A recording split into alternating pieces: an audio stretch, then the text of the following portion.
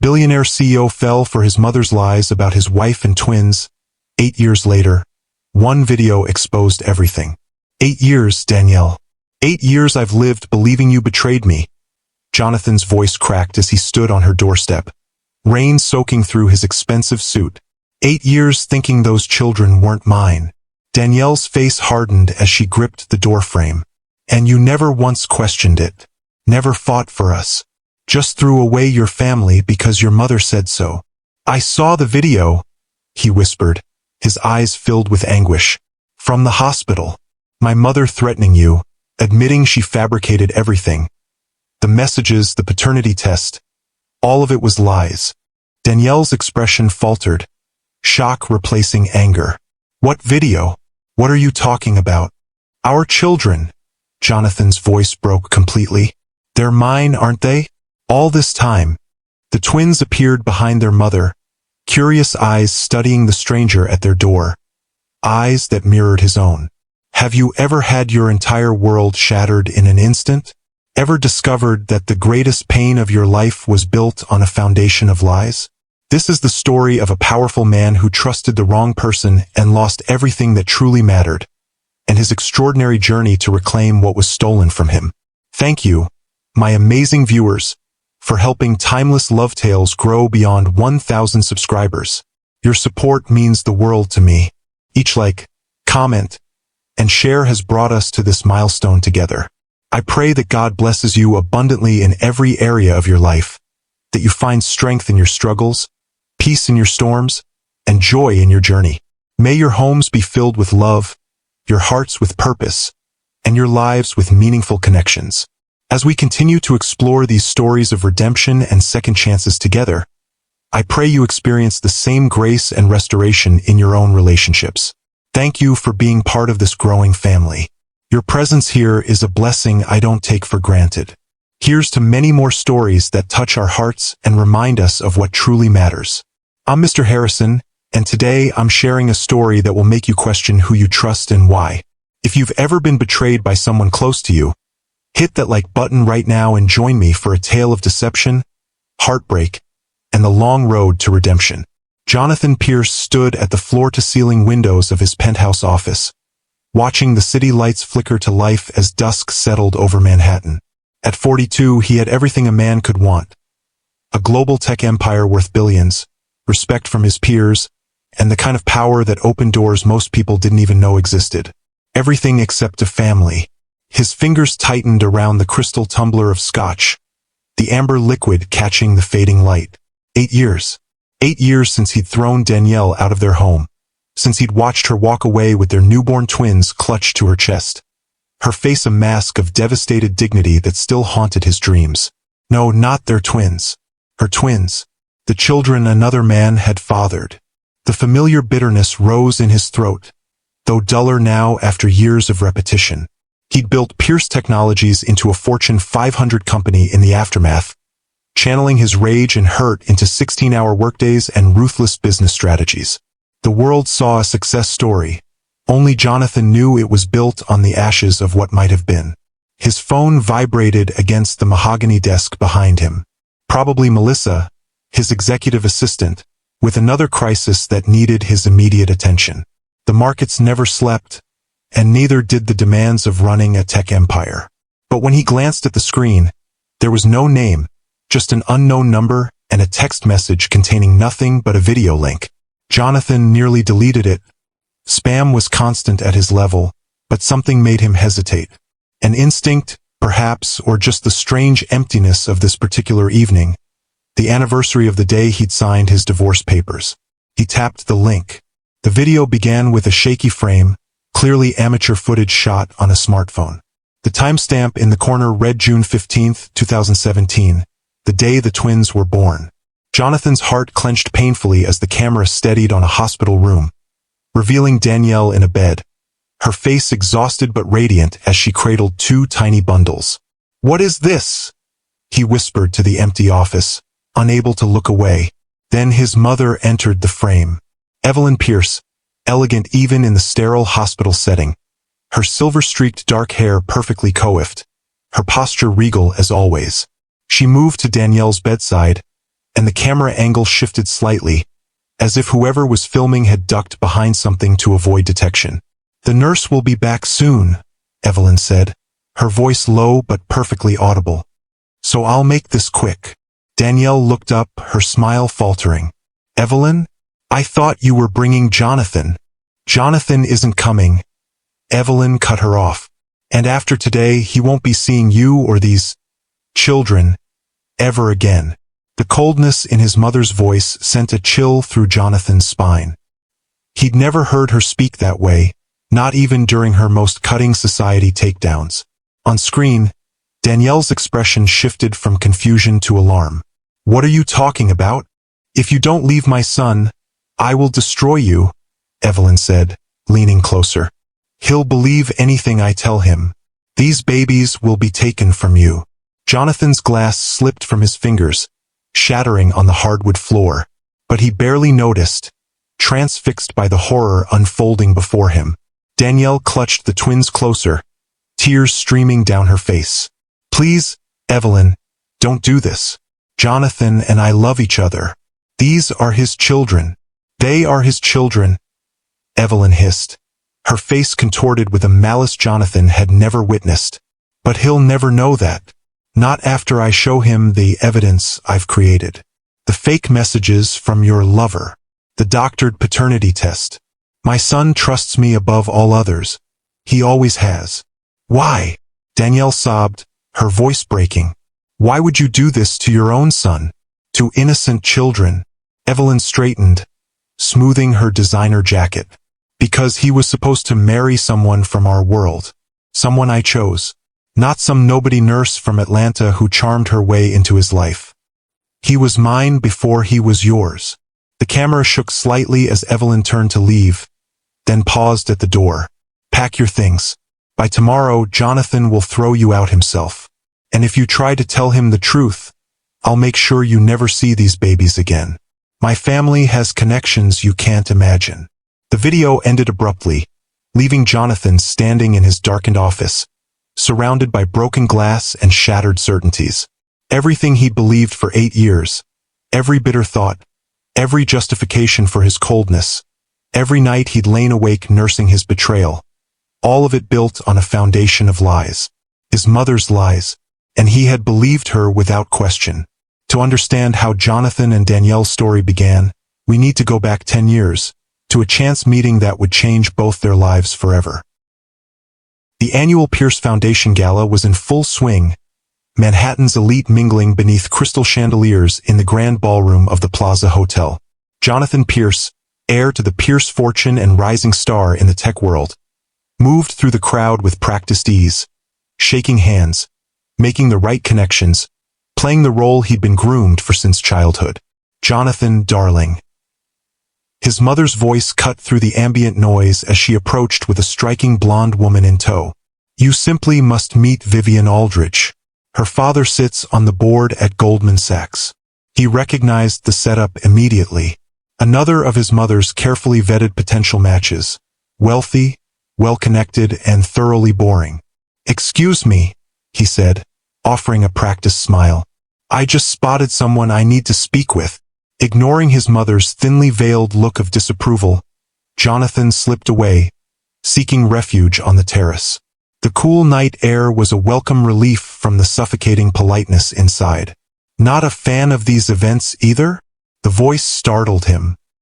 He turned to find a woman leaning against the stone balustrade, a champagne flute dangling from her fingers. She wore a simple emerald dress that stood out among the sea of expected black and white attire inside. Her dark curls fell loosely around shoulders that the dress left elegantly bare, and her warm brown skin seemed to glow in the soft lighting. "That obvious?" he asked, finding himself genuinely smiling for the first time that evening. "Only to a fellow escapee." She extended her hand. "Danielle Carter. I'm representing Atlanta Children's Hospital tonight." Her handshake was firm, her southern accent subtle but unmistakable. "Jonathan Pierce. I know who you are, Mr. Pierce. Your foundation's invitation brought me here." She took a sip of champagne, studying him over the rim of her glass. "Though I expected someone older and stuffier, given the formal wording on the invitation. He laughed, surprised by her candor. The stuffiness is carefully cultivated over generations. I'm still working on mine. Don't, she advised. It doesn't suit you.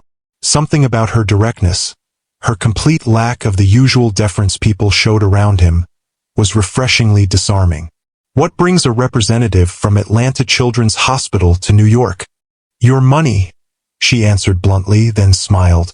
Or rather, the hope of directing some of it toward our pediatric oncology wing. We're developing an innovative treatment program, but funding is always the challenge. You're a doctor? Nurse practitioner. Pediatric oncology.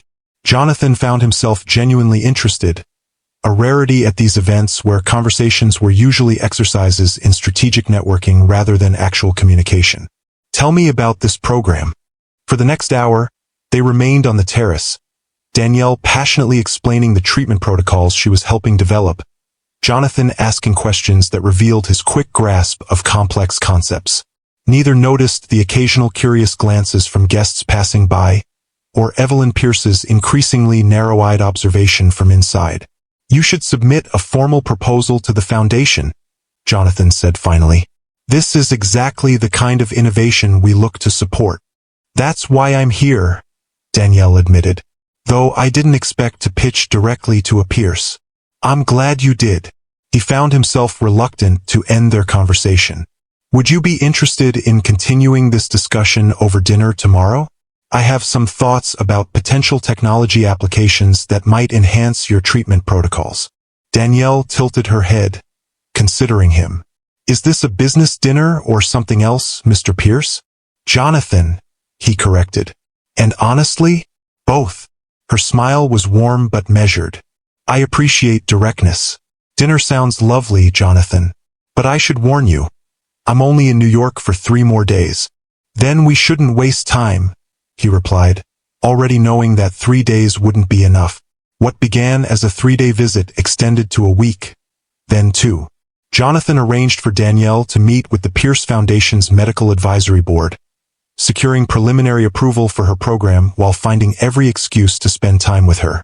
Their dinners evolved from professional discussions to personal revelations, walks through Central Park, and quiet evenings where they discovered a connection neither had experienced before. My father died when I was 12, Jonathan confided one night as they sat in his penthouse. The city lights spread before them like stars. Heart attack. Sudden. My mother became everything after that. Parent, guide, protector. That must have been difficult for both of you, Danielle said softly. Losing him so young. It shaped everything. My mother, she had to be both parents. I think that's why she's so protective, so involved in every aspect of my life. He swirled the wine in his glass. Sometimes too involved. Danielle's hand found his.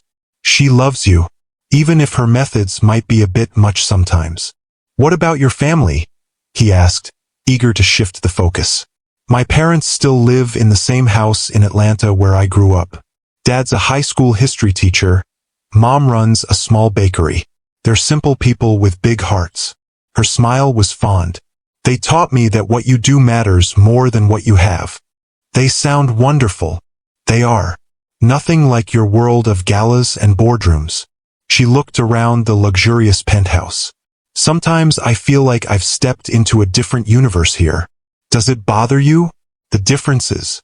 Danielle considered the question seriously. Not the money itself, but the values that sometimes come with it, the emphasis on appearances, connections, proper lineage. That's foreign to me. In my family, you're judged by your character, not your bank account or your last name. And how am I doing? On the character judgment? Jonathan asked, suddenly finding her answer deeply important. She studied him, her gaze direct and assessing. You're a good man hiding behind a carefully constructed facade. You care more than you let on. And you're hungry for something real in a world of pretense. The accuracy of her assessment left him momentarily speechless. No one had ever seen through him so clearly. I should get back to my hotel, Danielle said, rising from the couch. Early flight tomorrow. Stay, Jonathan said, the word escaping before he could consider it. Seeing her raised eyebrow, he clarified quickly. I mean, in New York. With me. We could figure out a way to make it work. Jonathan, she said gently, I have a life in Atlanta. Patients who depend on me. A career I've worked hard to build. I know. I'm not asking you to give that up. Just don't end this yet. Whatever this is between us. Danielle touched his face, her expression soft but resolute. Long distance rarely works. We're not most people, he countered. And this doesn't feel like most connections. In the end, they agreed to try. For 6 months, they navigated a relationship across state lines. Weekend visits, daily calls, Jonathan's private jet making the distance less formidable. When Danielle finally agreed to move to New York, accepting a position at Columbia Presbyterian that Jonathan had absolutely not pulled strings to create, though his influence certainly hadn't hurt, it felt like the natural progression of something inevitable. The first time Jonathan brought Danielle to the Pierce family estate in Greenwich, Connecticut, Evelyn Pierce's disapproval was palpable beneath her impeccable manners. So you're a nurse, she said over lunch in the sunlit dining room, making the profession sound vaguely distasteful. How fulfilling that must be. It is, Danielle replied evenly. There's nothing quite like helping a child through their darkest days and seeing them emerge on the other side. And your family is from? Atlanta, mother, Jonathan interjected. As I've mentioned several times. Yes, of course. And what does your father do, dear? He's a high school history teacher, Danielle answered, maintaining her composure. Has been for 30 years. How dedicated, Evelyn said with a thin smile that didn't reach her eyes. And your mother? She owns a bakery. Best peach cobbler in Georgia. How charming. Evelyn set down her fork with precision. You must find New York quite different from your simpler upbringing. Jonathan tensed, but Danielle placed a calming hand on his knee under the table. Different, yes, but there's value in both worlds, Mrs. Pierce. I found New Yorkers are just as capable of kindness and authenticity as Southerners, once you get past the initial reserve. Evelyn's eyes narrowed slightly at the subtle rebuke. Indeed. Well, Jonathan has always had an interest in charitable causes. The implication hung in the air, unmistakable. Mother, Jonathan's voice held a warning. What? I'm simply observing your philanthropic nature. Darling, it's one of your finest qualities. Evelyn turned to Danielle with a smile that could cut glass. Though I do worry sometimes that people might take advantage of his generosity. I assure you, Mrs. Pierce, Danielle replied, her own smile unwavering. I have no interest in your son's money, only in him. How refreshing to hear, Evelyn said, not bothering to hide her skepticism. So few people these days are honest about their intentions. The rest of the lunch continued in similar fashion. A masterclass in passive aggression from Evelyn and quiet dignity from Danielle. By the time they left, Jonathan was seething. I'm sorry about that, he said as they drove back to the city. She was completely out of line. She's protective of you, Danielle replied, though her usual warmth was subdued, and suspicious of anyone she didn't personally select. That's no excuse. No, it's not. But I understand where it comes from. She turned to look at him. You're her only child, her link to your father. She's afraid of losing you. You're not taking me away from her. Aren't I, though? Not intentionally, but any serious relationship changes family dynamics. She's been the primary woman in your life since you were 12. That's a difficult position to surrender. Jonathan shook his head, amazed once again by Danielle's capacity for empathy, even toward someone who had just insulted her. Most women would be demanding I cut ties after a performance like that. I'm not most women, she said simply. And ultimatums aren't my style. Besides, she's your mother. She'll always be part of your life. Better to find a way to coexist than to force you to choose. This is why I love you, Jonathan said, the words slipping out naturally though he hadn't planned them. Danielle's eyes widened slightly, and for a moment, the only sound was the purr of the luxury car's engine. That's the first time you've said that, she said softly. Jonathan realized she was right. Despite months of dating, those 3 words had remained unspoken, perhaps held back by his own carefully constructed emotional walls. "I should have said it sooner," he admitted. "But it's been true for a while now." Danielle's smile was radiant. "I love you too, Jonathan Pierce. Despite your intimidating mother and your ridiculous wealth." He laughed, feeling lighter than he had in years. "Especially despite those things, I hope." Despite Evelyn's clear disapproval, Jonathan and Danielle's relationship deepened. 6 months after Danielle moved to New York, Jonathan proposed during a private dinner on the rooftop garden of his penthouse, the Manhattan skyline glittering around them like a galaxy of earthbound stars. "I know my world isn't always easy," he said, down on one knee with a ring that managed to be both elegant and understated, just like Danielle herself. "But you make me want to be better than my circumstances, better than my upbringing. You see the man I want to be, not just the name I was born with." Tears shimmered in Danielle's eyes as she nodded, words momentarily beyond her. When he slipped the ring onto her finger, she finally found her voice. "Yes," she whispered. 1,000 times yes. The news of their engagement was met with genuine delight from Danielle's family and thinly veiled dismay from Evelyn. The wedding planning became a subtle battlefield, with Evelyn pushing for an extravagant society event at the plaza and Danielle preferring something more intimate and meaningful. "Darling, you're a Pierce now or you will be," Evelyn said during one particularly tense planning lunch. "There are expectations, traditions. The plaza has hosted Pierce weddings for 3 generations." "I understand that, Mrs. Pierce," Danielle replied calmly. "But Jonathan and I want our wedding to reflect both our backgrounds, not just the Pierce legacy." "And what would that entail?" "A barbecue reception." Evelyn's tone made the suggestion sound absurd. Jonathan intervened before Danielle could respond. "Actually, Mother, we've decided on the botanical garden. A ceremony at sunset, with elements honoring both families." "The botanical garden?" Evelyn looked genuinely horrified. "But what about the Pierce china? The traditional champagne toast in the plaza ballroom?" "We can incorporate some traditions," Jonathan conceded. "But this is our wedding, not a Pierce corporate event." Evelyn's lips thinned to a tight line. "I see I'm being overruled." "How progressive of you, Jonathan." The wedding, when it finally arrived on a perfect June evening, was everything the couple had hoped for: elegant without being ostentatious, personal without being casual.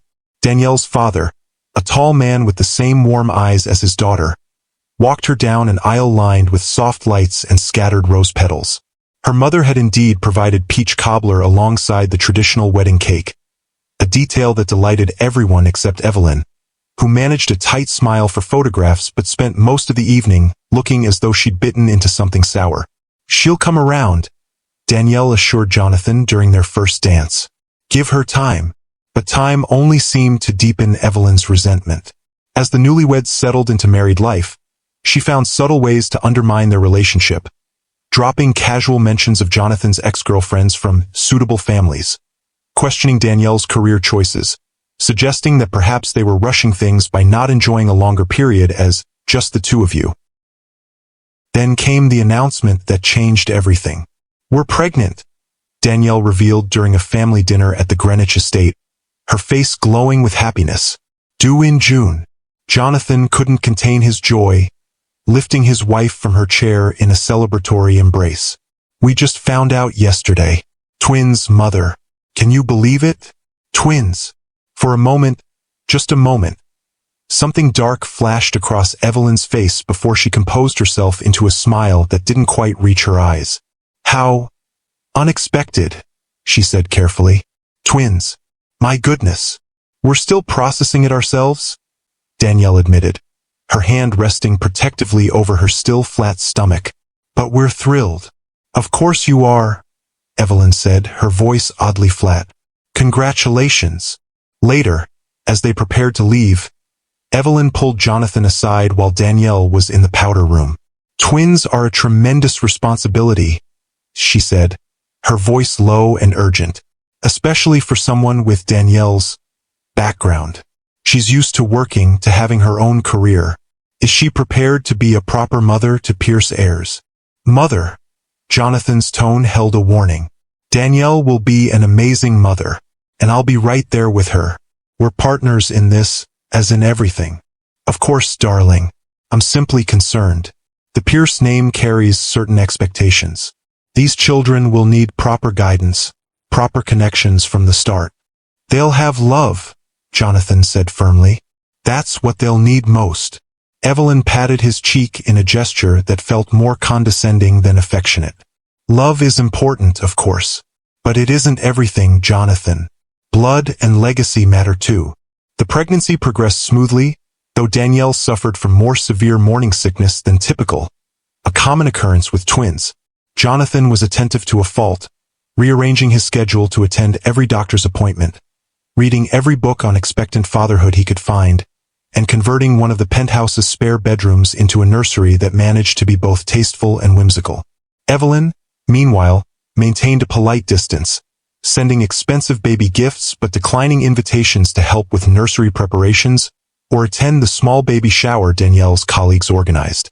Her absence was conspicuous but, in some ways, a relief to Danielle, who confided to Jonathan that his mother's constant criticism was the last thing she needed while growing two humans. I just wish she could be happy for us, Jonathan said one evening as they lay in bed, his hand resting on Danielle's now prominent belly, feeling the miraculous movements of their children. These are her grandchildren.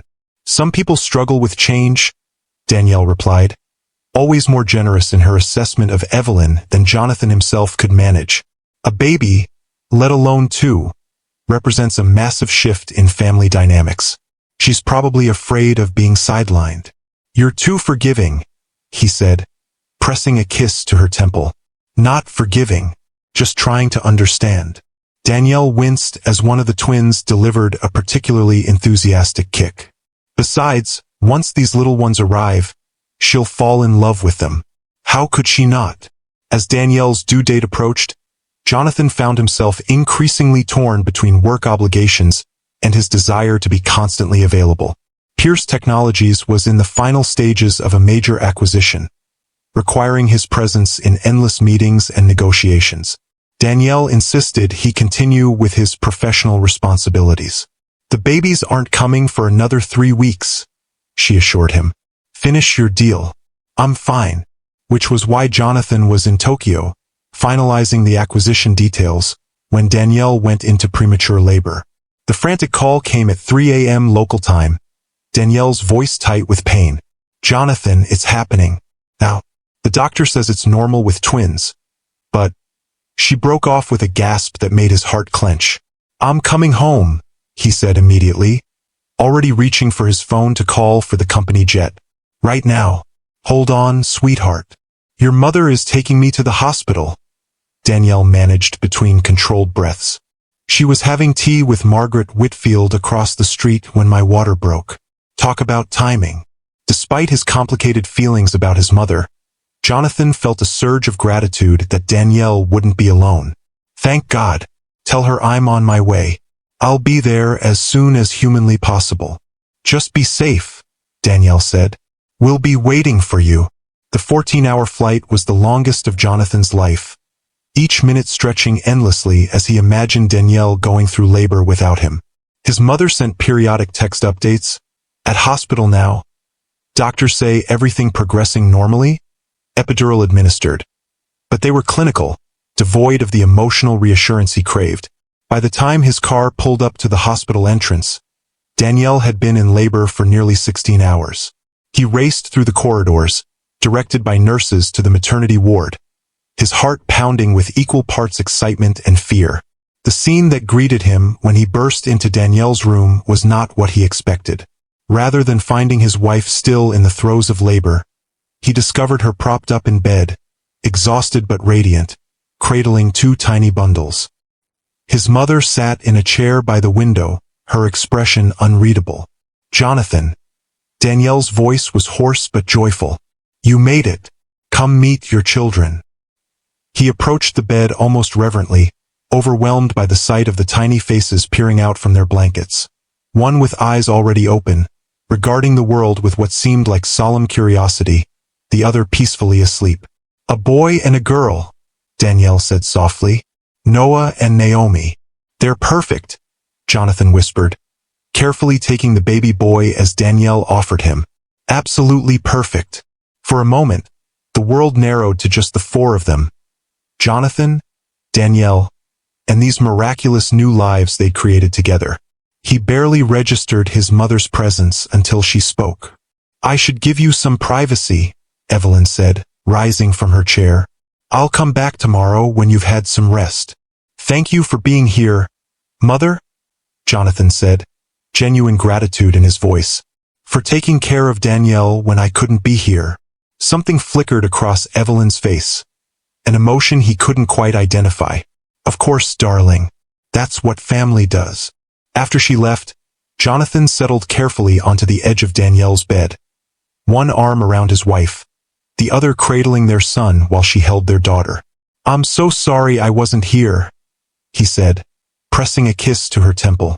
You're here now, Danielle replied, leaning into him. And your mother was surprisingly helpful. I think seeing the babies being born might have softened her a bit. I hope so, Jonathan said, though something about his mother's demeanor had struck him as off. Not the warmth of a new grandmother, but something more calculating. He pushed the thought away, unwilling to let anything dim the joy of this moment. Noah looks just like you, Danielle observed, smiling down at their son. Same serious expression. And Naomi has your beautiful eyes? Jonathan replied, gently stroking his daughter's cheek with one finger. They're perfect, Danielle. You're perfect. For those first precious hours, everything seemed right with the world. The nurse took a photo of the new family, all four of them together. A moment of pure happiness captured forever. It was the last truly happy moment they would share for 8 long years.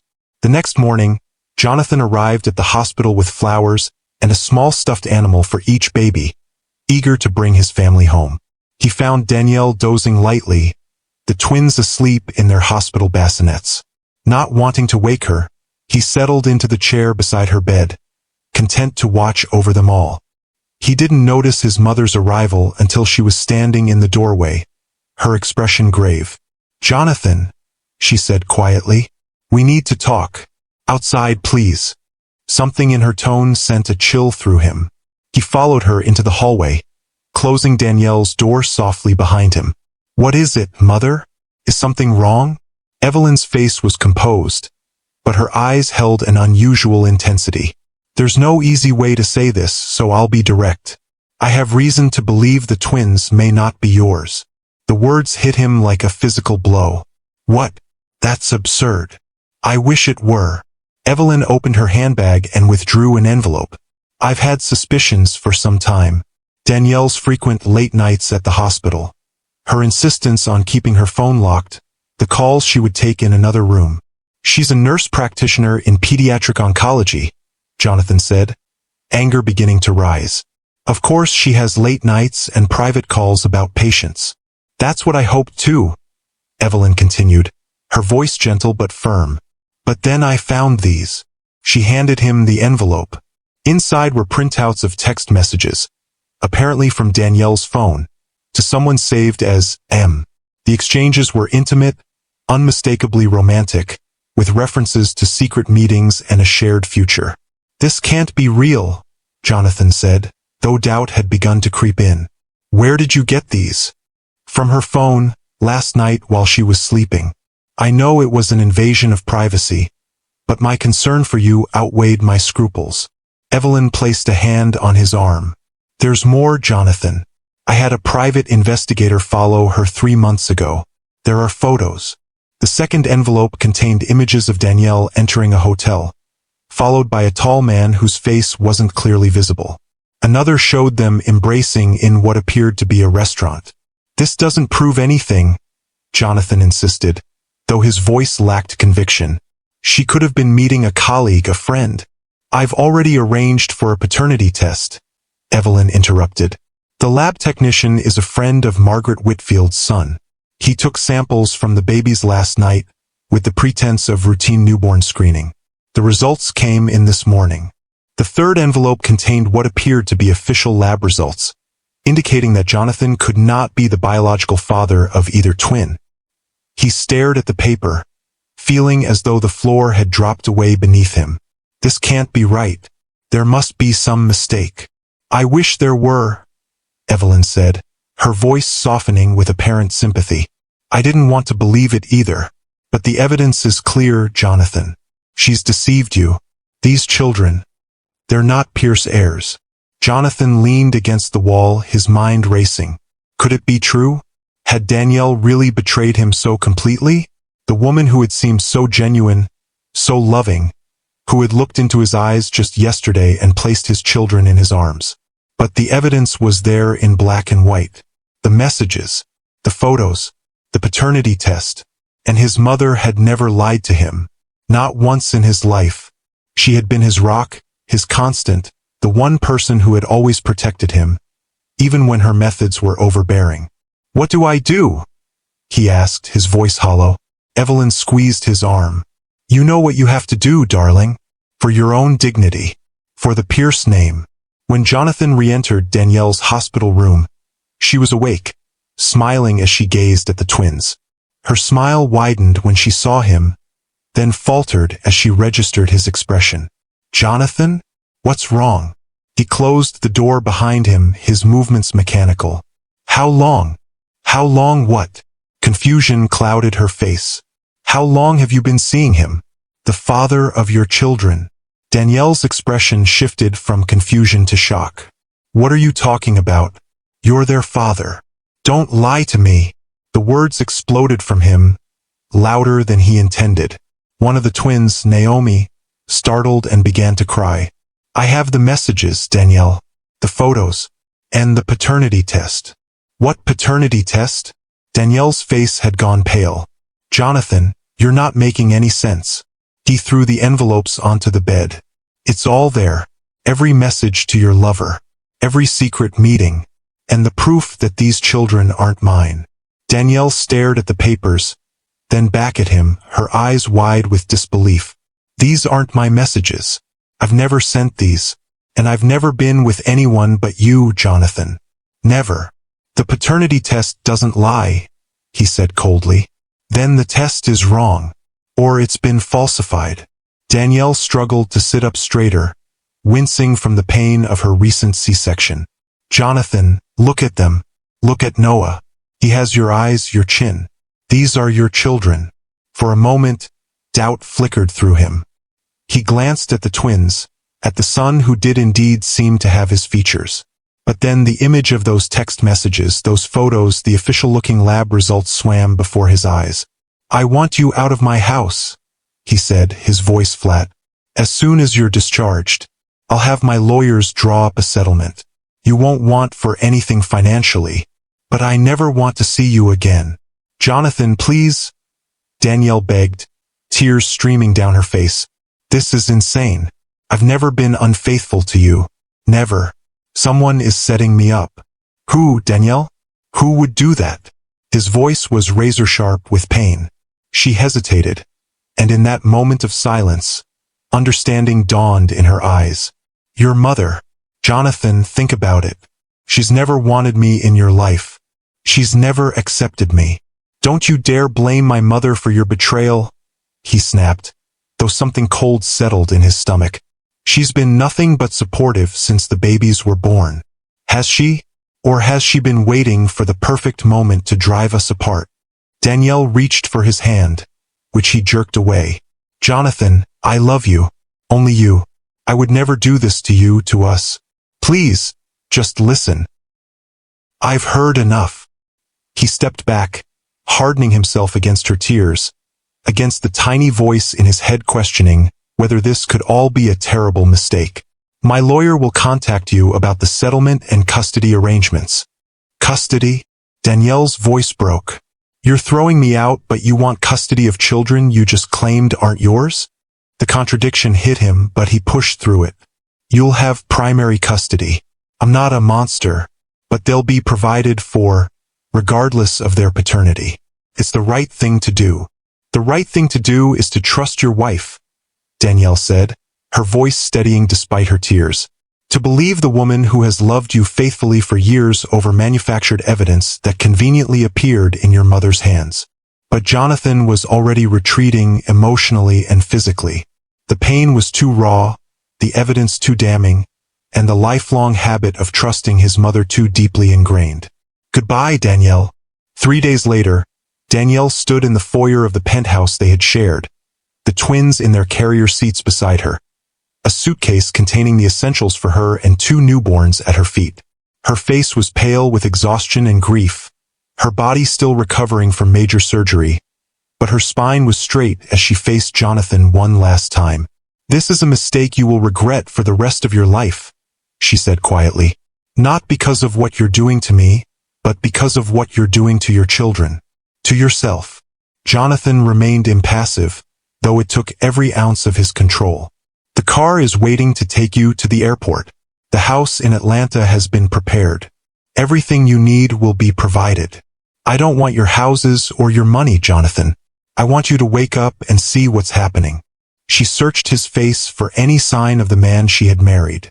"Your mother has orchestrated this entire thing. Can't you see that? My mother has only ever protected me," he said, the words sounding hollow even to his own ears. "She would never do something like this." Danielle shook her head sadly. "Then you don't know her at all. And maybe you never really knew yourself either." She bent carefully, mindful of her healing incision, and lifted the carrier seats, one in each hand. Jonathan fought the instinct to help her, to take one last look at the tiny faces nestled inside.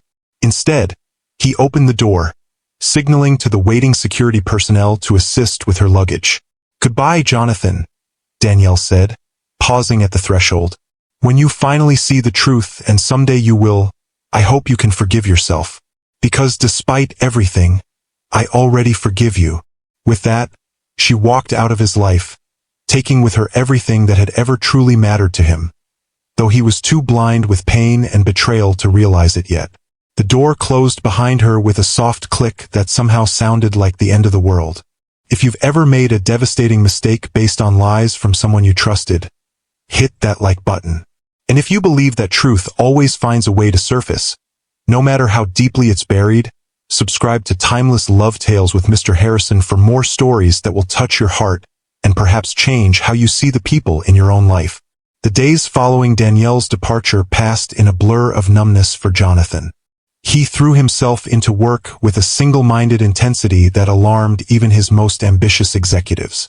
16-hour days became the norm, followed by nights alone in his penthouse with only expensive scotch for company. Evelyn visited frequently, bringing meals he barely touched, offering comfort he couldn't absorb. If she noticed the growing hollowness in his eyes, the way he flinched when she mentioned Danielle's name, she gave no indication. "You're better off without her, darling," she would say, arranging flowers in a vase or straightening items on his desk with practiced precision. "In time, you'll see this was for the best." The divorce was finalized with clinical efficiency, Jonathan's high-powered attorneys ensuring a swift and private resolution. The settlement was generous to a fault. The house in Atlanta, a substantial monthly allowance, trust funds for the twins, comprehensive healthcare coverage for all 3.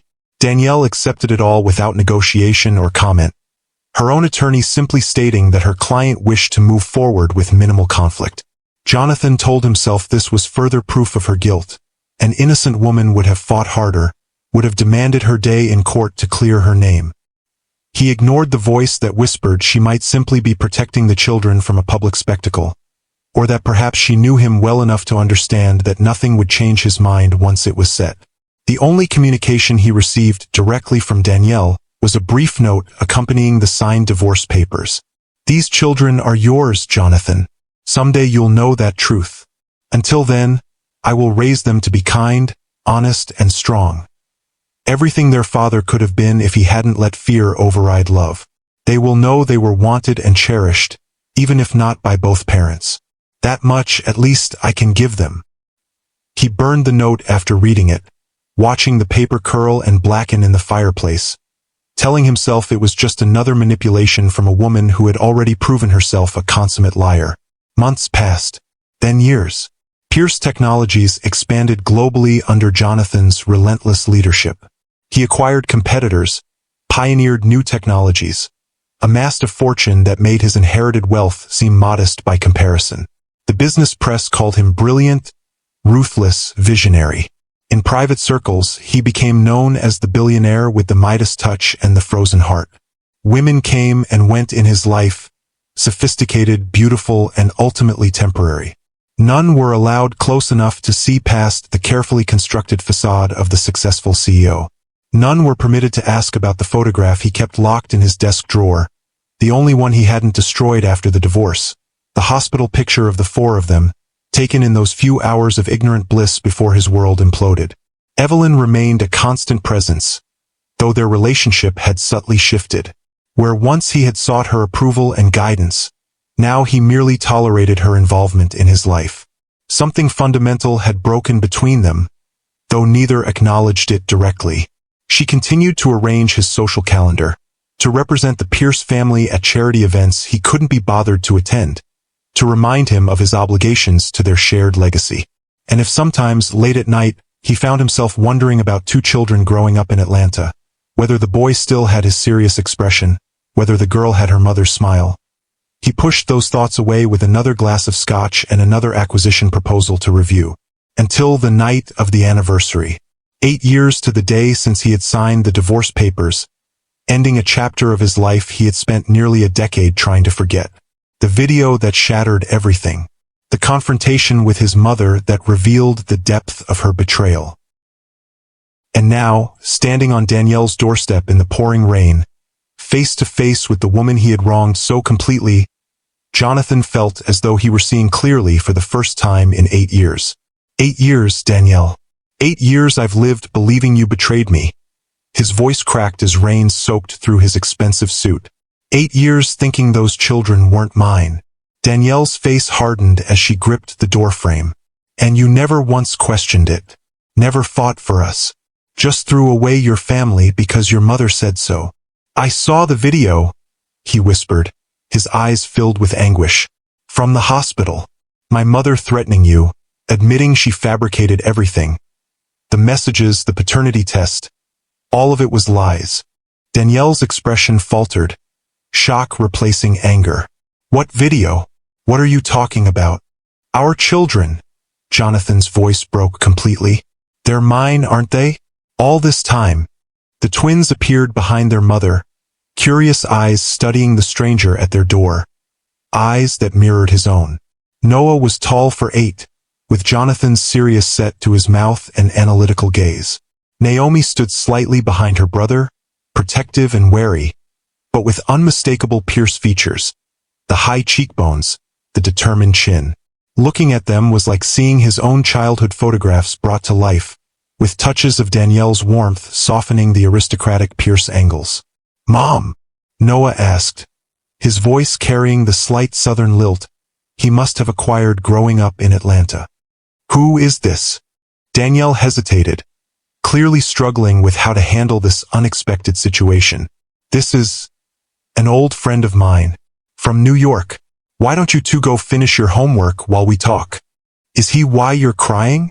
Naomi asked bluntly, stepping forward with a protective glare at Jonathan. Did he make you sad?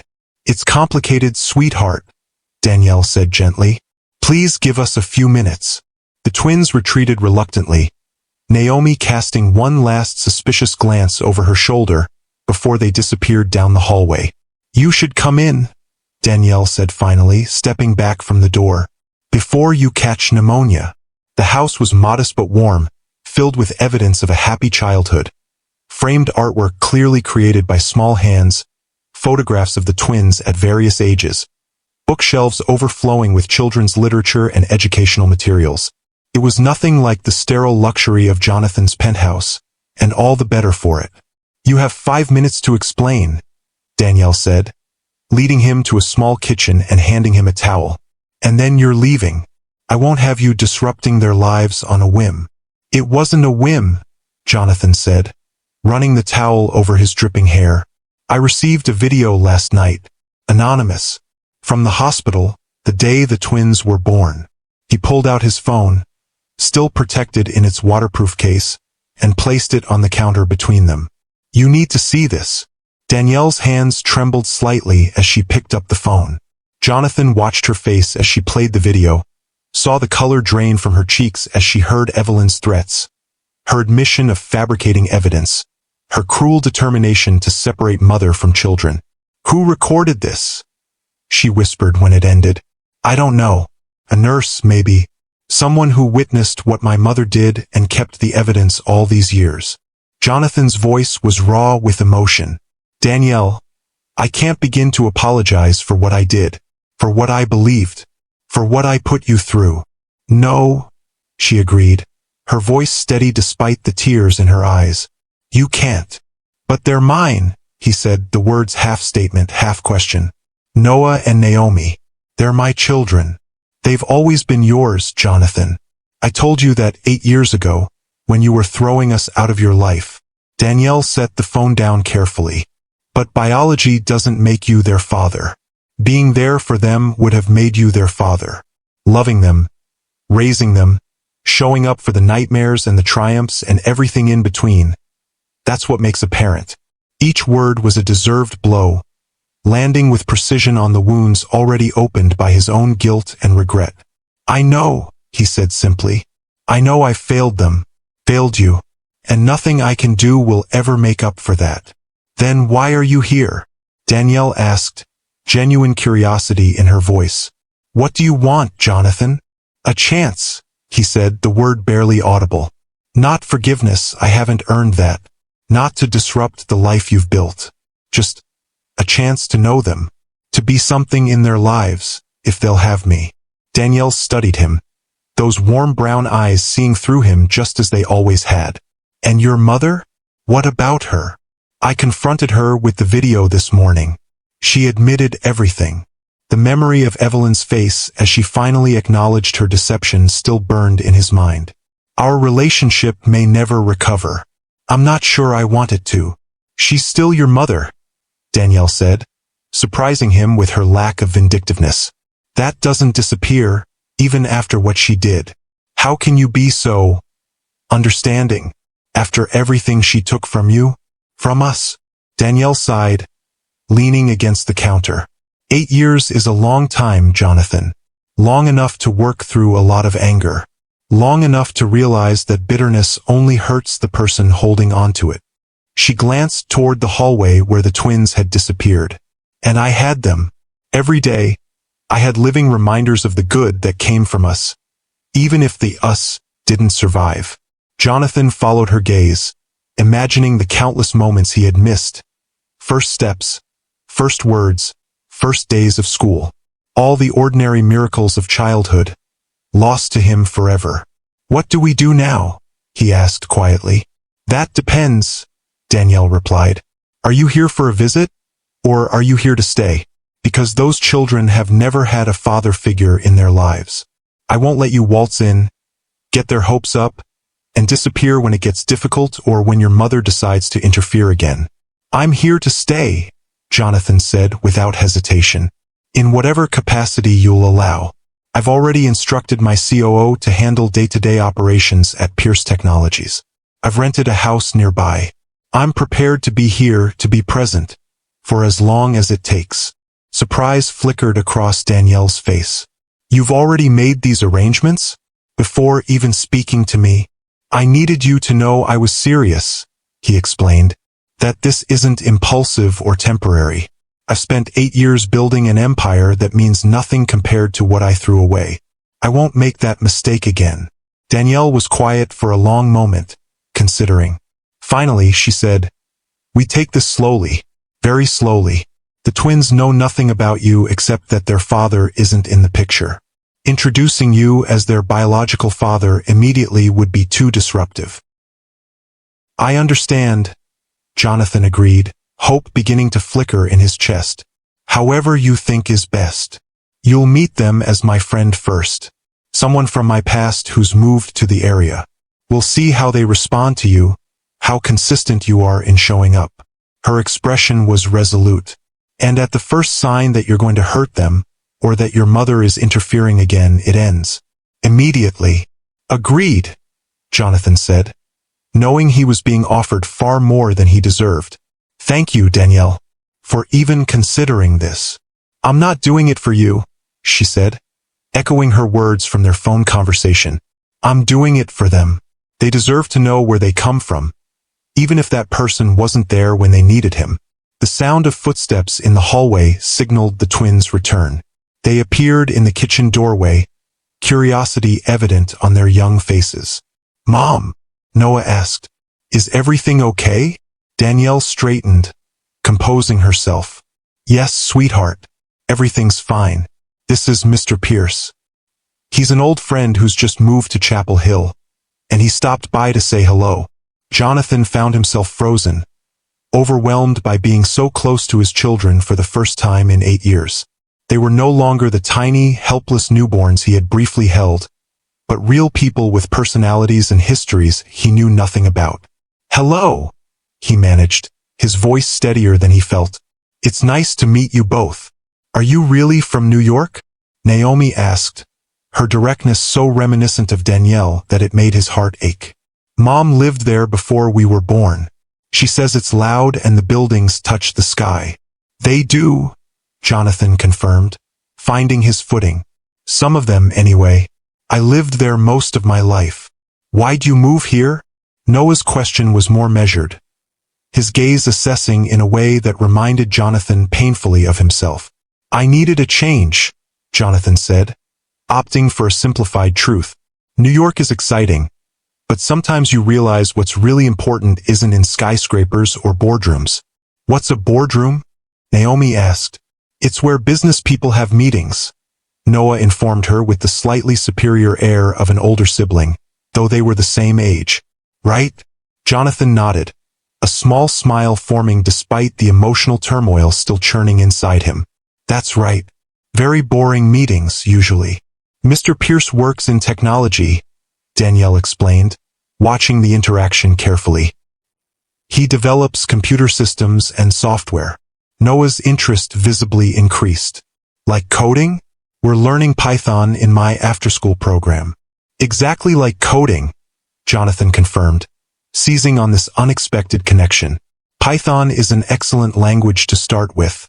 Very versatile. I'm building a game, Noah said, his reserve beginning to melt. It's simple, but it works. I could show you sometime, if you want. The casual offer, this tiny opening from the sun he'd never known, hit Jonathan with unexpected force. I'd like that very much. I don't code, Naomi announced, not to be outdone. I play soccer and I won the science fair with my project on renewable energy. That's impressive, Jonathan said sincerely. Both are important skills. The world needs athletes and scientists just as much as it needs programmers. Naomi studied him with narrowed eyes, as if assessing whether his compliment was genuine. Whatever she saw must have satisfied her, because she gave a small nod before turning to her mother. Can we have dinner now? I'm starving. In a few minutes, Danielle promised. Mr. Pierce was just leaving. Jonathan took the cue gracefully. It was nice meeting you both. Perhaps I'll see you around town sometime. Do you like soccer? Naomi asked suddenly. I have a game on Saturday. Mom says I'm the fastest forward on the team. Jonathan glanced at Danielle, silently seeking permission. After a moment's hesitation, she gave a slight nod. I do like soccer, he replied, and I'd be honored to see you play, if that's all right with your mother. The game's at Oakwood Park, Danielle said. 10 o'clock. Noah has a coding workshop until noon, so it's just Naomi's game in the morning. The casual information exchange, the kind that parents of shared children would naturally engage in, felt surreal after 8 years of complete separation. Jonathan committed the details to memory, determined not to miss this first opportunity. I'll be there, he promised, looking directly at Naomi. 10 o'clock sharp. As Danielle walked him to the door, the twins retreated to the kitchen, already discussing dinner possibilities with the single-minded focus of hungry children. Thank you, Jonathan said quietly, for not turning me away, for giving me this chance. Don't thank me yet, Danielle replied, her voice low enough that the children couldn't hear. You have a lot to prove, Jonathan. A lot of trust to rebuild. And not just with me. I know. And I will, Danielle. Whatever it takes, however long it takes. He paused at the threshold. Rain still falling steadily outside. They're amazing. You've done an incredible job with them. A ghost of a smile touched her lips. They are amazing. But raising them alone wasn't the plan. The simple statement carried the weight of 8 years of single parenthood. The sleepless nights, the financial struggles, the emotional labor of being both mother and father to 2 children. Jonathan felt the full burden of his absence anew. I can never make up for the time I've lost, he acknowledged. But I can be here now and every day forward if you'll let me. We'll see, Danielle said, neither promising nor refusing. Saturday, 10 o'clock. Don't be late. As Jonathan drove back to his rented house through the rain-slick streets of Chapel Hill, his mind replayed every moment of the encounter. The first sight of the twins, their curious questions, Noah's tentative invitation to see his coding project, Naomi's direct challenge to attend her soccer game. Small openings, tiny possibilities that he had done nothing to deserve but would do everything to honor. For the first time in 8 years, he felt something like hope. Saturday dawned clear and crisp, a perfect fall day for outdoor sports. Jonathan arrived at Oakwood Park 30 minutes early, parking his rental car, a modest sedan rather than his usual luxury vehicle, at the far end of the lot. He dressed casually in jeans and a light sweater, nothing that would draw attention or suggest wealth or status. The soccer fields were already busy with activity. Children in various colored jerseys warming up, parents setting up folding chairs along the sidelines, coaches organizing equipment and giving pre-game instructions. Jonathan scanned the scene, finally spotting Naomi's team in their blue and white uniforms.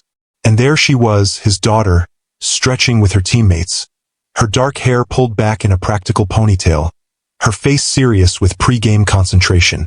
Even from a distance, he could see the determined set of her shoulders, the focused energy that reminded him so much of himself before an important business negotiation. He spotted Danielle on the sidelines, setting up a folding chair and arranging a small cooler beside it. Taking a deep breath, he approached, suddenly nervous in a way that billion-dollar deals had never made him. "Good morning," he said as he reached her. Danielle looked up, surprise flickering across her face. "You came. I said I would." He gestured to the empty space beside her chair. "May I join you?" She nodded, and Jonathan unfolded the chair he'd purchased the previous day, positioning it a respectful distance from hers. "I didn't expect you to be early," Danielle admitted, watching as Naomi jogged to the center of the field for the coin toss. "Punctuality wasn't always your strong suit." "I've changed," Jonathan said simply. "In some ways, at least." They fell into silence as the game began, both focused on Naomi as she darted across the field with impressive speed and coordination for an 8-year-old. Jonathan found himself completely absorbed, tensing with each near miss, smiling involuntarily when she executed a perfect pass to a teammate. "She's really good," he said during a brief pause in play. "Natural athlete." "She gets that from you?" Danielle replied, then seemed surprised by her own words. "Your father was a college athlete, wasn't he? Before he went into business." Jonathan nodded, touched that she remembered this detail about his family. Track and field. He held the Yale record for the 400-meter dash for nearly a decade. Naomi's the fastest in her age group. Her coach thinks she could compete at the state level eventually with proper training. Pride swelled in Jonathan's chest, followed immediately by the painful awareness of how little he had contributed to this remarkable child's development. "Whatever training she needs, whatever equipment or coaching, we're managing fine." Danielle cut him off, her tone cooling. "I didn't mention it to ask for anything." "Of course not," Jonathan backtracked quickly. "I didn't mean to imply otherwise. I want to support her talents. Both of them, in whatever way is appropriate." Danielle's expression softened slightly. "Let's just watch the game, Jonathan. One step at a time." When Naomi scored a goal midway through the second half, Jonathan had to restrain himself from leaping to his feet and cheering like the proud father he had no right yet to be. Instead, He clapped enthusiastically alongside Danielle, who was on her feet calling encouragement to their daughter. After the game ended in a victory for Naomi's team, the girl ran to her mother, flushed with triumph and exertion. "Did you see my goal?" she demanded, bouncing with energy despite having just played a full game. "Coach said it was perfectly placed." "I saw it," Danielle confirmed, giving her a quick hug. "You were amazing out there." Naomi turned to Jonathan, slightly hesitant but clearly hoping for additional praise. "Did you see it too, Mr. Pierce?" "I did," he said, smiling genuinely. "That was an impressive shot. The way you set it up, watching for the opening, very strategic." Naomi beamed at the specific compliment. "Mom says I overthink everything, but in soccer, it works." "It absolutely does," Jonathan agreed. "The best athletes are the ones who combine physical skill with strategic thinking." "Are you coming to Noah's coding showcase next week?" Naomi asked, taking a drink from the water bottle Danielle handed her. "He's presenting his game to the whole class. It's pretty cool, even though I pretend it's boring to annoy him." Jonathan glanced at Danielle, who gave a small nod. "I'd be happy to attend, if that's all right with Noah." "He'll say yes," Naomi declared confidently. "He was asking Mom this morning if you might know about quantum computing. That's his new obsession." "I know a bit," Jonathan admitted, amazed at his son's advanced interests. "My company has been researching quantum applications for secure communications." "Your company?" Naomi's curiosity was piqued. "Do you own a business?" Another glance at Danielle, who seemed to be letting him navigate this question on his own. "Yes, I run a technology company based in New York. We develop security systems and communications platforms." "Is it a big company?" Naomi pressed. "Fairly big," Jonathan hedged, not wanting to reveal the full extent of Pierce Technologies' global reach. "But size isn't always what matters. The quality of the work and the people doing it are more important." Naomi seemed to accept this answer. "Mom runs the pediatric department at her hospital. She's the boss of all the other nurses who take care of kids." "That doesn't surprise me at all," Jonathan said, looking at Danielle with genuine admiration. "Your mother was always exceptional at caring for others." A slight flush colored Danielle's cheeks. "We should get going, Naomi. We need to pick up Noah from his workshop, and you need a shower before lunch." "Can Mr. Pierce come to lunch with us?" Naomi asked, the question catching both adults off guard. "Oh, I'm sure Mr. Pierce has other plans," Danielle began. "Actually, I'm completely free," Jonathan said, then added quickly. "But I understand if today isn't convenient. Another time, perhaps." Danielle hesitated, clearly weighing the implications of including him in their family routine so soon. "Noah might feel left out if we had lunch with a guest he hasn't spent time with yet." "That's a good point," Jonathan acknowledged, appreciating her thoughtfulness toward both children. "Maybe another day when both Noah and Naomi are available." "Next Saturday," Naomi suggested eagerly. "After my game. Noah doesn't have workshop then." Danielle sighed, recognizing she was being outmaneuvered by her daughter. "If Mr. Pierce is available, and if Noah agrees, then yes, we could have lunch next Saturday." "I'll be available," Jonathan assured them, trying to contain his elation at this unexpected progress. "And I'm looking forward to Noah's coding showcase this week as well." As they parted ways in the parking lot, Jonathan watched Danielle and Naomi walk to their modest SUV, his daughter still chattering excitedly about the game. The simple domestic scene, a mother and child heading home after a Saturday morning activity, was something most people would take for granted. For Jonathan, it represented everything he had foolishly discarded and now desperately wanted to reclaim. Over the following weeks, Jonathan established a careful presence in the twins' lives. He attended Noah's coding showcase, genuinely impressed by his son's natural aptitude for programming. He cheered at Naomi's soccer games, always sitting beside Danielle but maintaining a respectful distance. He joined them for occasional meals, bringing dessert or contributing to the conversation but never overstepping or trying to force a connection. Slowly, almost imperceptibly, the twins began to warm to him. Noah sought his input on coding challenges, eyes lighting up when Jonathan suggested solutions or resources he hadn't considered. Naomi tested his knowledge of soccer strategies, grudgingly admitting he knew more about the sport than she'd expected. They began to look for him at events, to include him in their stories and jokes, to treat him as a welcome presence rather than an intruder. Danielle watched this gradual integration with cautious optimism. She maintained clear boundaries. Jonathan was never invited to their home outside of planned gatherings, never included in private family moments, never given information about the children that wasn't directly relevant to their scheduled interactions. But she didn't prevent the relationships from developing, didn't poison the twins against him, didn't use her considerable influence over them to keep him at a permanent distance.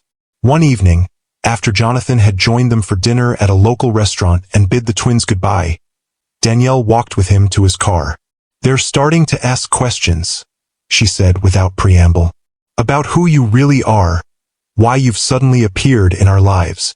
Jonathan leaned against his car, the weight of the moment settling on him. "What have you told them?" "Nothing yet, but I can't keep deflecting forever." She crossed her arms, more protective than defensive. "They're perceptive, Jonathan. They see the way you look at them, the similarities in mannerisms and features. Noah mentioned yesterday that you have the same way of furrowing your brow when you're concentrating. What do you want to tell them?" he asked, understanding that this decision was ultimately hers to make. Danielle sighed, looking up at the star-filled North Carolina sky. "The truth, I think. A version of it, at least. Age-appropriate but honest." "All of it? Including what my mother did?" "No," she said firmly. "They don't need to know the ugliest parts. Just that you're their biological father, that we were married, that there was a misunderstanding that kept you apart from them, and that now you want to be in their lives if they're comfortable with that." Jonathan nodded, grateful for her wisdom and restraint. "When?" "This weekend. Saturday morning.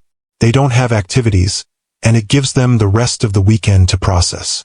She met his eyes directly. "I think you should be there. They'll have questions that only you can answer."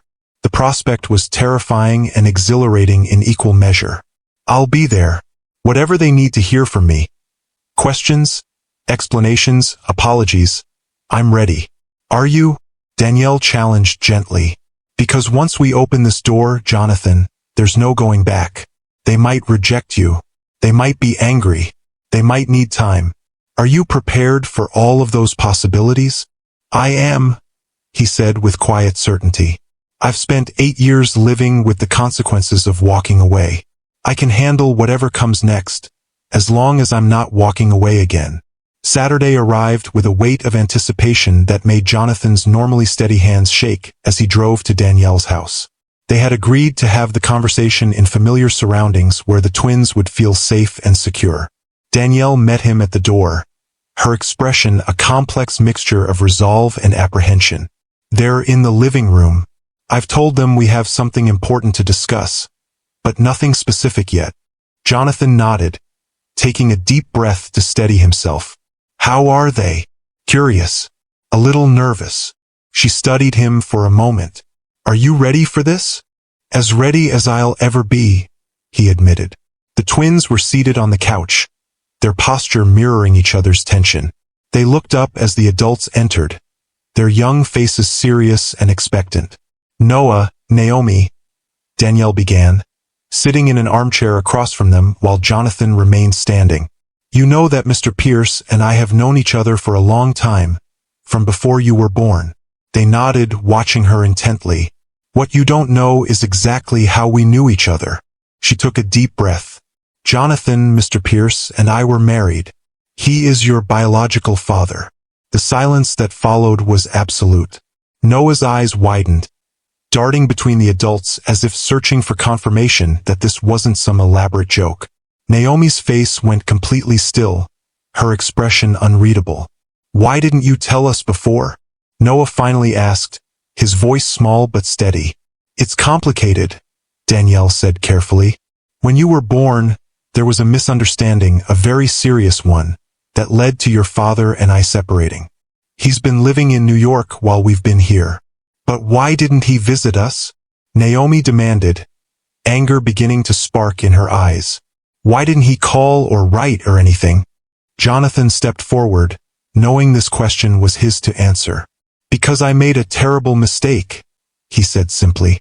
I believed something that wasn't true, something that made me think I needed to stay away. It was the worst decision of my life, and one I can never fully make right. What did you believe? Noah asked, his analytical mind seeking logical connections. Jonathan glanced at Danielle, who gave a slight nod, indicating he should provide some version of the truth. I was told that I wasn't your biological father, he said carefully, that your mother had been with someone else. It wasn't true. It was a lie told by someone who wanted to separate us.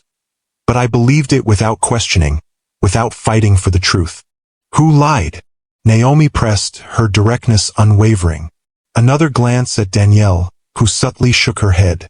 Some details were still too complex, too painful for 8-year-old understanding. Someone who thought they were protecting me, Jonathan said, opting for a simplified truth. Someone who didn't want your mother and me to be together. Your grandmother, Noah said suddenly, his perceptive gaze fixed on Jonathan. Mom has pictures of her parents, but we've never seen pictures of yours. And sometimes when Mom talks about New York, she gets this look when she mentions your family. Jonathan was momentarily stunned by his son's intuition. Yes, he admitted after a pause. It was my mother. Why didn't you believe Mom instead of your mother? Naomi demanded, the hurt in her voice unmistakable. Didn't you love her? The question cut straight to the heart of Jonathan's failure. I did love her, very much, but sometimes we trust the wrong people because they've been in our lives longer, or because we're afraid of what the truth might mean. He knelt down to be at eye level with the twins. It wasn't about not loving your mother. It was about my own weakness, my own fear. And you both have paid the price for that mistake every day of your lives. The twins exchanged a look, one of those silent communications that seemed to pass between them. Did you ever think about us? Noah asked quietly. All those years. Every day, Jonathan answered truthfully. Even believing what I did, I thought about you both constantly.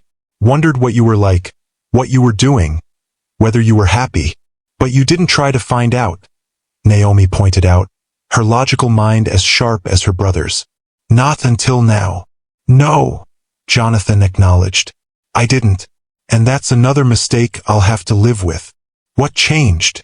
Noah asked. Why now, after 8 years? Jonathan looked to Danielle, unsure how much to reveal about the video. Your father learned the truth recently, Danielle explained. He discovered that what he'd been told was a lie, and he came here as soon as he knew. Are you moving here? Naomi asked Jonathan directly. Or are you going back to New York? I'm staying, he said firmly. I've rented a house nearby, and I'm running my company remotely. I want to be here, to be part of your lives in whatever way you're comfortable with. What if we're not comfortable with any way? Naomi challenged, her hurt manifesting as defiance. Jonathan felt the question like a physical blow, but he met her gaze steadily. Then I'll respect that. I'll keep showing up, keep being available, and hope that someday you might feel differently. But I won't force myself into your lives. You've both had enough choices taken away from you already. Noah, who had been quieter than his sister, finally spoke again. Do we have to call you Dad? No, Jonathan said immediately. You can call me whatever feels right to you. Jonathan is perfectly fine. The twins fell silent again, processing everything they'd heard. Danielle moved to sit between them on the couch, a physical reminder of her unwavering presence in their lives. This is a lot to take in, she said gently. And you don't have to decide anything right now about how you feel or what you want. You can take all the time you need. Can we go to our rooms? Noah asked. To think. Of course, Danielle agreed. This isn't a one-time conversation. We can talk more whenever you're ready. The twins stood in unison, but before they left, Naomi turned to Jonathan with one last question. Did you ever love us? Even when you thought we weren't yours? Jonathan's throat tightened with emotion. Yes, he managed. From the moment I first held you both in the hospital. That's why it hurt so much to leave. That's why I've never stopped thinking about you. Naomi nodded once, as if confirming something to herself, then followed her brother down the hallway to their rooms. When they were gone, Jonathan sank into the chair opposite Danielle, emotionally drained. That went about as well as could be expected, Danielle finished for him. They're processing. It's a lot for anyone, let alone 8-year-olds. Noah figured out it was my mother, Jonathan said, still amazed by his son's perceptiveness. He's always been intuitive that way, sees connections others miss. Danielle's expression softened with maternal pride. Naomi processes differently, more directly, more emotionally. But they'll talk to each other, work through it together. They always do. What happens now? Jonathan asked, the question that had become his refrain in this new chapter of his life. We give them space. We answer their questions honestly when they ask. We don't push. Danielle leaned back, looking suddenly tired. And we continue as we have been, you showing up consistently, being present without expectations. And us? The question slipped out before he could consider its implications. Where do we stand in all this, Danielle? She studied him for a long moment. We're co-parents now. That's what matters most. Is that all we can be?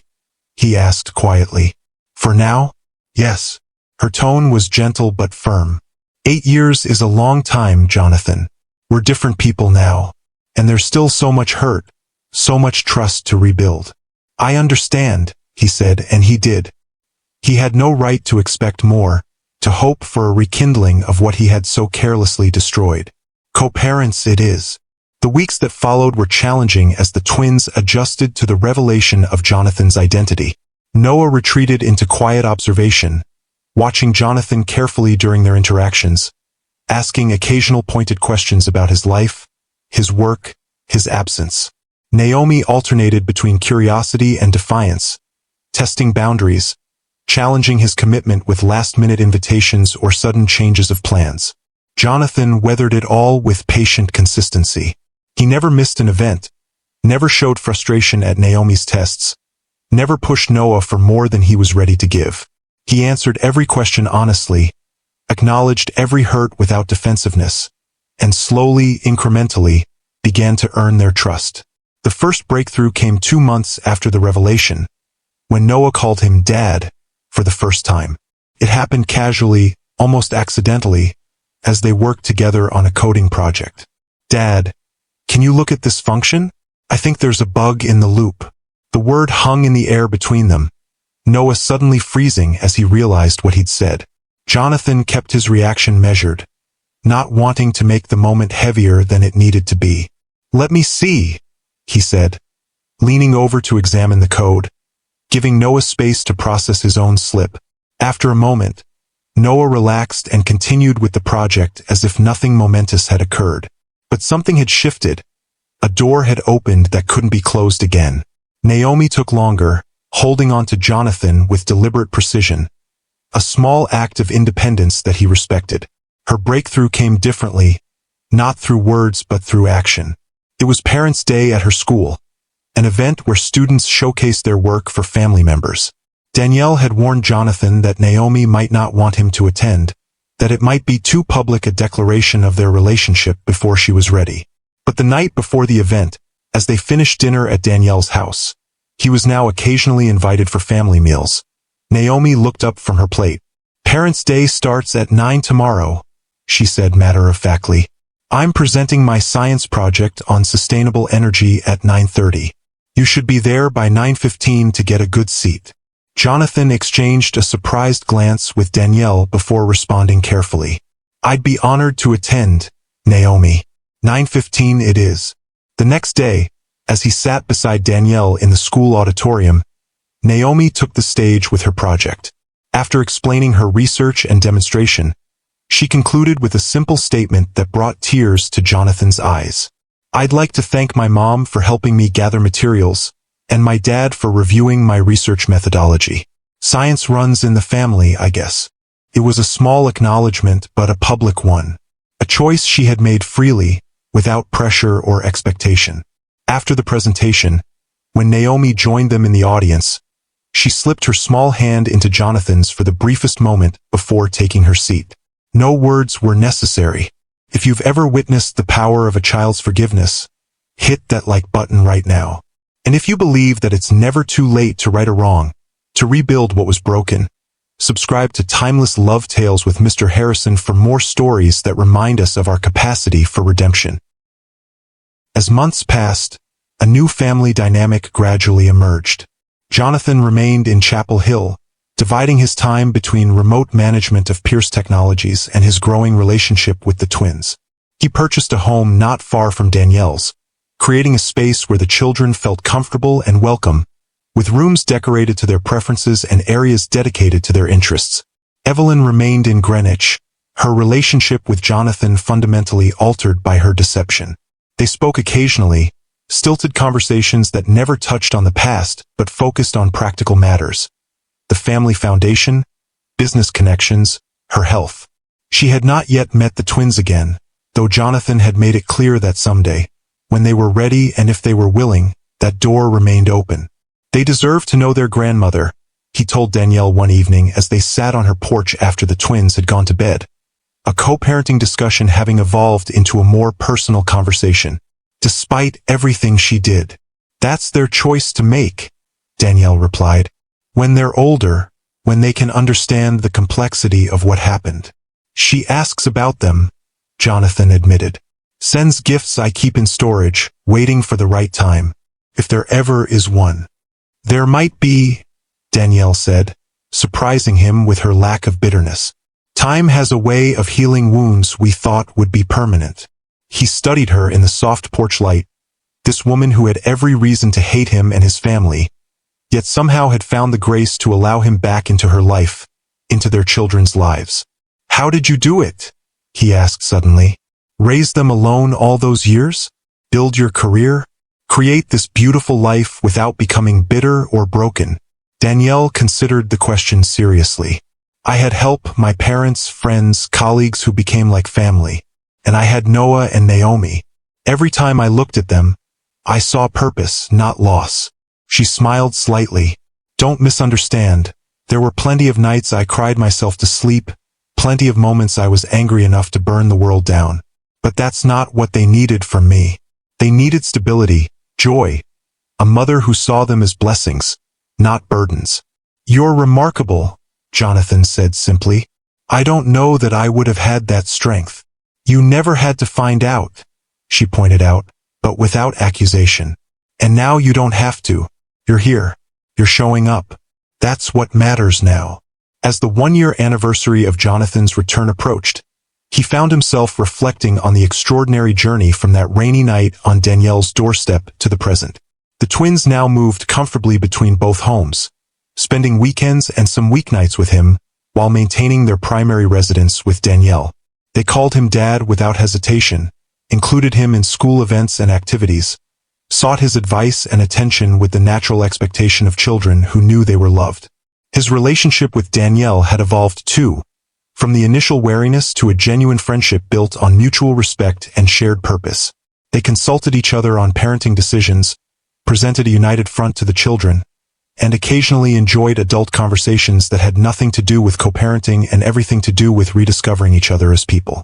On the exact anniversary of his return, Jonathan invited Danielle to dinner, just the two of them, at a quiet restaurant overlooking the university campus.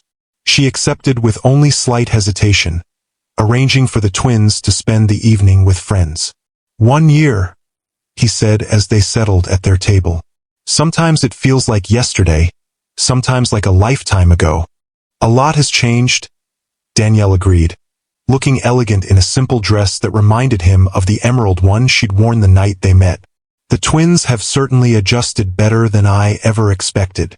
Children are remarkably resilient when they feel secure, Jonathan observed. And they've always had that security with you. Danielle accepted the compliment with a small smile. They love you, you know, completely. Whatever doubts or reservations they had are gone. I know, he said, still amazed by this miracle he'd done nothing to deserve. I see it every day, and it humbles me every time. They talked through dinner about the children, about work, about the future, Noah's interest in a specialized STEM program, Naomi's upcoming soccer tournament, Jonathan's plans to open a Pierce Technologies research center in the Research Triangle that would allow him to remain in North Carolina permanently. It wasn't until dessert that Jonathan broached the subject that had been on his mind for months. "Danielle," he began carefully, "this past year has been about rebuilding trust, about becoming a father to Noah and Naomi, about creating a functional co-parenting relationship with you. And you've done all of that," she acknowledged. "Better than I ever expected, honestly. Thank you." He took a breath, gathering his courage. "But there's something else I need to say, something I felt growing stronger with each passing month." Danielle's expression turned cautious. "Jonathan, I'm still in love with you," he said simply. "I never stopped, not really, even during those 8 years when I thought I hated you. What I felt was grief for what I'd lost, anger at what I believed was betrayal. But underneath it all, there was always love." She was silent for a long moment, her eyes searching his face. "Love isn't always enough," she finally said. "We learned that the hard way." "No, it isn't," he agreed. "Without trust, without commitment through the hardest moments, love alone can't sustain a relationship. I understand that now in a way I never did before." "And you think things would be different now?" There was no skepticism in her question, only genuine curiosity. "I know I'm different," Jonathan replied. "The man who threw away his family because his mother told him to is gone. The man sitting before you now understands what matters, what's worth fighting for, what can never be replaced by success or wealth or power." Danielle traced the rim of her water glass, considering his words. "I won't lie and say I haven't thought about it. About us. There are moments when I see glimpses of what we had, what we could have again." Hope flickered in Jonathan's chest. But I'm cautious," she admitted. "Not just for myself, but for Noah and Naomi. They've adjusted to our co-parenting arrangement. If we tried again and it didn't work out, it would hurt them," he finished. "I understand that concern. I share it."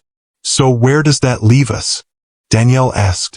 Jonathan reached across the table, offering his hand palm up, an invitation, not a demand. "It leaves us with a choice. We can continue as we are, successful co-parents who care about each other but maintain separate lives. Or we can take a risk, move forward slowly, and see if what we once had can be rebuilt into something even stronger." After a moment's hesitation, Danielle placed her hand in his. "Slowly," she emphasized. "Very slowly, with the children's well-being as our absolute priority." "Always," he promised. "However long it takes, whatever you need to feel secure in this decision." As they left the restaurant hand in hand, walking through the gentle North Carolina evening, Jonathan felt a sense of completion he had never experienced in all his years of business success. The circle that had been broken 8 years ago was beginning to close, not perfectly, not without scars, but with a strength that could only come from having been shattered and carefully, lovingly reconstructed. 2 years later, on a perfect June day much like the one when they had first married, Jonathan and Danielle renewed their vows in a simple ceremony in the backyard of their new home, a compromise between his desire for luxury and her preference for practicality. Noah and Naomi, now 10 years old, stood beside them as best man and maid of honor, their faces glowing with the special joy of children who have witnessed the healing of what once seemed irreparably broken. Evelyn attended at the twins' invitation, a relationship that had begun tentatively a year earlier and was still finding its footing, but marked by her genuine remorse and their remarkable capacity for forgiveness. She sat quietly during the ceremony, her eyes occasionally filling with tears as she witnessed the family that had nearly been destroyed by her actions, now reunited and stronger for having weathered the storm. As Jonathan and Danielle sealed their renewed commitment with a kiss, Noah and Naomi exchanged triumphant high fives behind their parents' backs, their mission to reunite their family finally complete. Sometimes life brings truth late, but always right on time. If the story touched your heart, please hit that like button and subscribe to Timeless Love Tales with Mr. Harrison. I'd love to hear your thoughts in the comments below. Have you ever experienced a moment of truth that changed everything? Have you witnessed the power of forgiveness in your own life? Remember that it's never too late to right a wrong, to rebuild what was broken, or to find your way back to the people who matter most. Sometimes the longest journeys lead us right back to where we were always meant to be. Thank you for joining me for today's story. I'm Mr. Harrison, and I'll see you in the next timeless love tale.